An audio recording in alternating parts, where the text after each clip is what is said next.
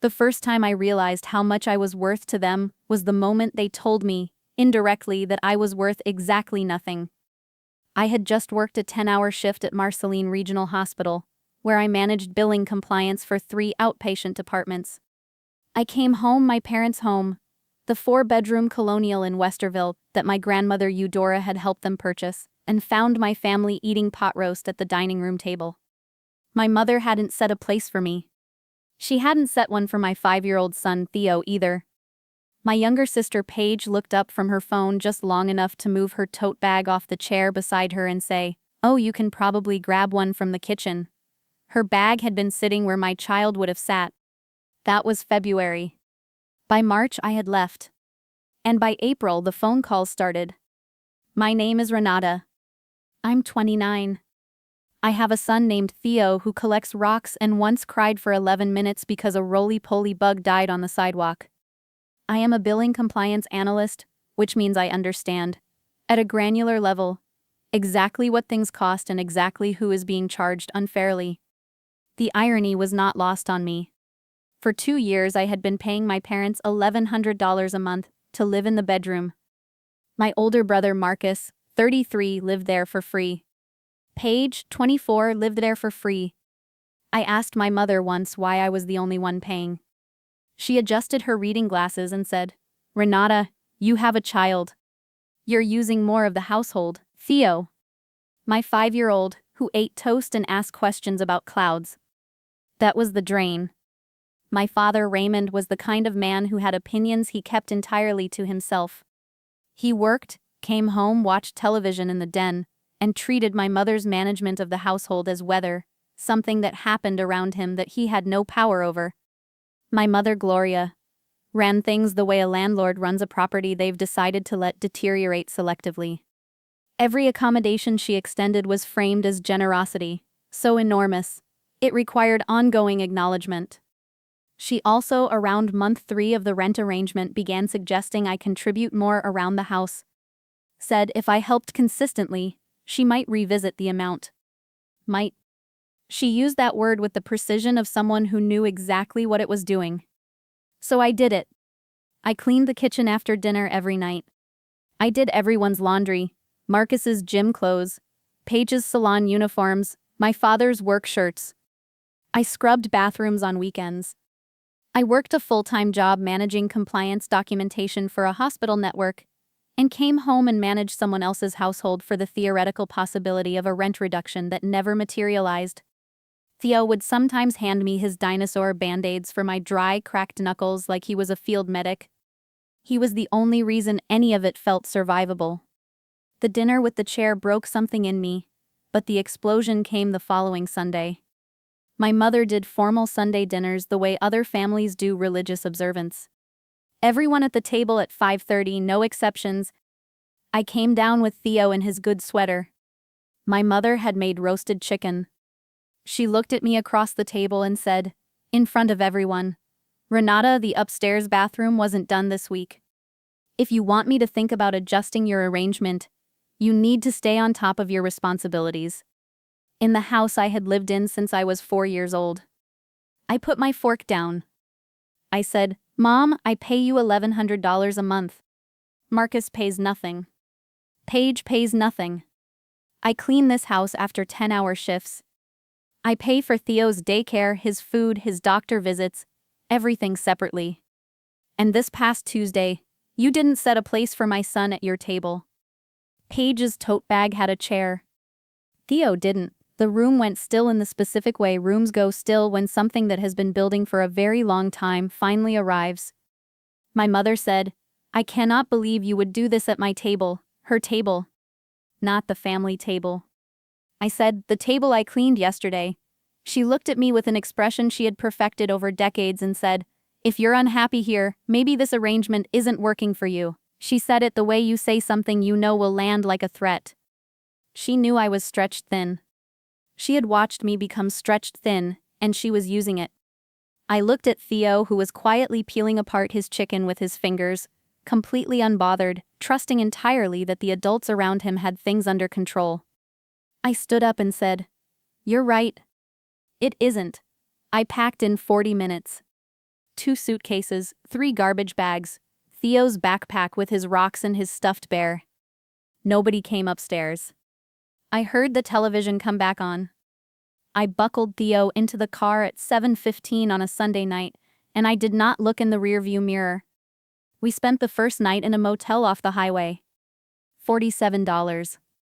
The room was small and the carpet was questionable, and Theo thought it was the greatest adventure of his life, because the ice machine was down the hall. He fell asleep by 8. I sat on the edge of the bed and cried in a way I hadn't cried in years, not because I missed that house, but because a $47 motel room felt more like home than the one I had just left. I found an apartment the next morning. A 1-bedroom on the east side, $870 a month.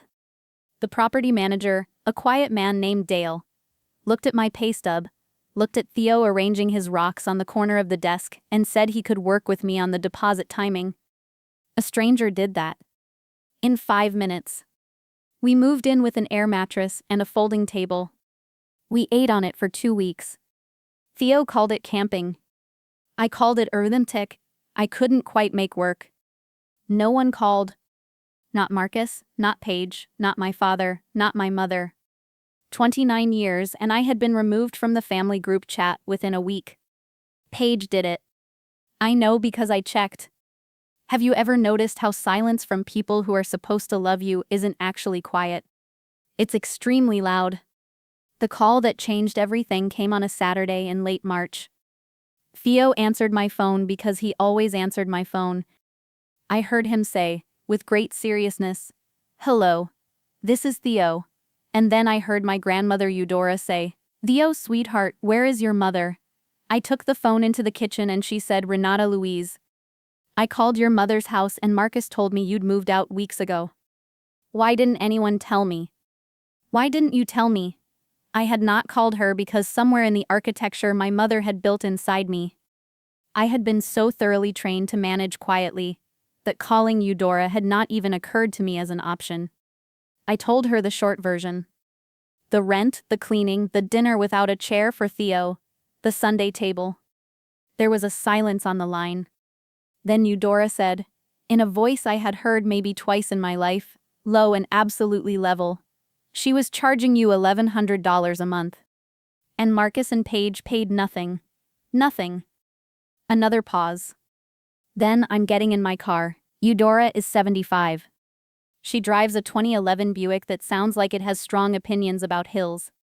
She drove 90 minutes from Lancaster in a March rainstorm without asking permission from anyone, including the weather. She arrived at noon with 2 grocery bags and a blanket from her own bed. She walked into the apartment, took in the air mattress, the folding table, the bare walls, and stood very still for a moment. Then she looked at me and her eyes filled, and she said, "How long have you been living like this, baby?" I couldn't answer. I just held on to her and let myself fall apart in the way you can only do with someone who will not use it against you later. Theo wrapped himself around her legs and told her we had been camping, and she said quietly, "Not anymore." She unpacked groceries, made lunch on the stovetop, and listened to me talk for 2 hours. She didn't interrupt. By the time I finished, her face had taken on the particular stillness that meant she had arrived at a decision. She said, "I want you to know that I helped your parents buy that house. $40,000. 22 years ago. I did it because I wanted my grandchildren to have stability." She picked up her phone and called my mother. Put it on speaker without asking me. My mother answered on the 3rd ring. Eudora said, "Gloria, I'm sitting in Renata's apartment. There is no furniture. My great-grandson has been sleeping on an air mattress. I would like you to explain to me how this happened." The silence that followed was the most satisfying sound I had heard in 2 years. My mother tried several things that I had chosen to leave, that Eudora was only hearing one side, that she had been trying to teach responsibility. Eudora let each one land, and then said, "I gave you $40,000 for that house, so all of my grandchildren would have a home. You turned it into a mechanism to extract money from the one who could least afford it. Your father would not recognize you right now, Gloria." She hung up without waiting for a response. Then she looked at me and said, "Now let's fix this. What followed was 2 weeks of Eudora operating at a level of focused intention I had never witnessed. She came back the following weekend with an envelope she would not itemize, which she placed on the table, and said, 3 months of breathing room and furniture. Do not argue with me, I argued. She ignored me completely. By the end of the week, Theo had a real bed. We had a kitchen table with 4 chairs, and a second-hand sofa that smelled faintly like cedar and someone else's good memories. She also went to my parents' house that Saturday. I wasn't there. Marcus called me afterward, which was the first time he had called since I left. He sounded genuinely rattled. He said Eudora sat everyone down at the kitchen table and told them she was reconsidering the financial arrangements she had planned to leave them. That Marcus and Paige would begin paying rent or find somewhere else to live.